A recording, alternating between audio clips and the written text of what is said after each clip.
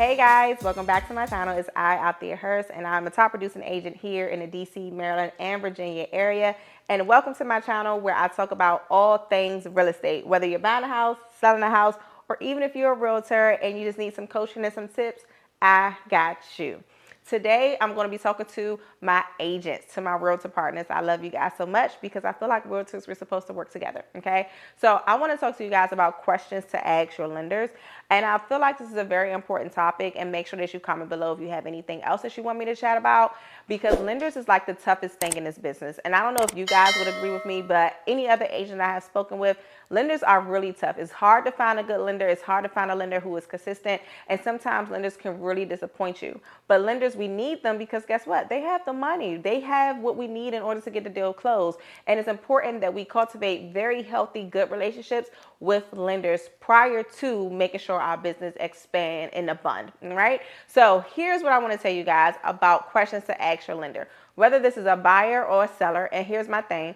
If you're representing the seller, I definitely want to make sure that you ask the lender these questions. But even if you're representing the buyer, still ask these questions because you want to make sure whatever contract you write will close, okay? So the first question is, do you have a DU approval? DU standing for desktop underwriting, okay? Has the lender already ran them through DU, and do they have them approved, or did they get a refer? If they are getting a refer, do they have to do a manual underwrite, and are they capable of doing it?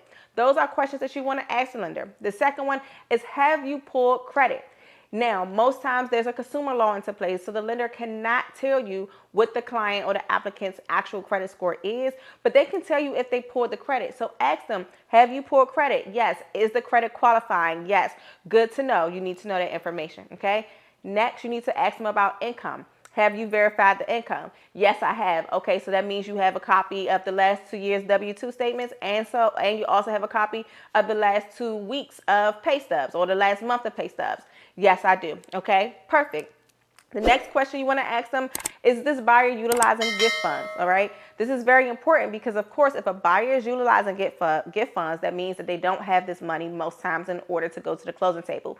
But if that gifter decides to catch an attitude with them, and I say this because I've seen this happen, and decide that they no longer want to gift this person the money, then your deal could go to waste, all right? So you want to ask the lender, is the buyer utilizing gift funds? If he or she tells you yes, your next follow-up question needs to be, have you verified those gift funds with the lender and got your 30-day bank statement to make sure that the gift funds can be used?